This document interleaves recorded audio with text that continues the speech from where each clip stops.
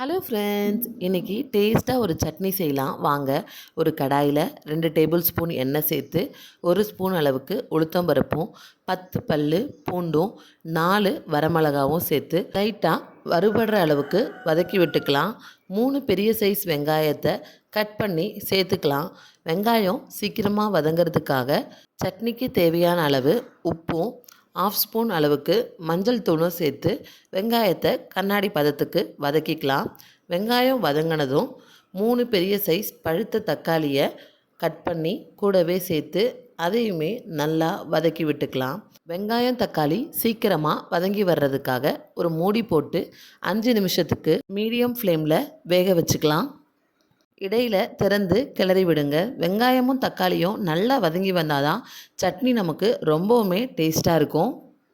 வெங்காயம் தக்காளி நல்லா மசிய இந்த அளவுக்கு வதங்கி வந்ததும் அது கூடவே ஒரு கொத்து கருவேப்பிலை இலைகளும் 1 கொத்து அளவுக்கு கொத்தமல்லியும் சேர்த்துக்கலாம். கொத்தமல்லியும் கருவேப்பிலையும் ரொம்ப நேரம் வதக்கணும்னு அவசியம் இல்லை. உடனேயே அடுப்பை ஆஃப் பண்ணிடலாம். அந்த வெங்காயம் தக்காளியோட சூடுலே அது வதங்கிடும். 10 நிமிஷம் நல்லா ஆற வச்சுட்டு இது எல்லாத்தையுமே ஒரு மிக்ஸி ஜாரில் சேர்த்துக்கலாம். ஆறுனதுக்கப்புறம் அரைச்சி எடுங்க, இல்லைனா மேலே தெரிச்சிடும். இந்த அளவுக்கு நல்ல ஃபைன் பேஸ்ட்டாக அரைச்சி எடுத்துக்கலாம். அடுத்து இதுக்கு ஒரு சின்னதாக ஒரு தாளிப்பு கொடுத்துக்கலாம். அதுக்கு ஒரு கரண்டியில் கொஞ்சமாக கடலெண்ணெயும் கடுகு உளுத்தம்பருப்பும் சேர்த்து நல்லா பொரிஞ்சு வந்ததும் 1 கொத்து கருவேப்பிலையை சேர்த்து தாளித்து சட்னியில் சேர்த்திங்கன்னா கமகமன்னு நல்ல டேஸ்ட்டான வெங்காயம் தக்காளி சட்னி ரெடி ஆகிடும். இது இட்லி தோசைக்கெலாம் ரொம்பவுமே வித்தியாசமாகவும் டேஸ்ட்டாகவும் இருக்கும்.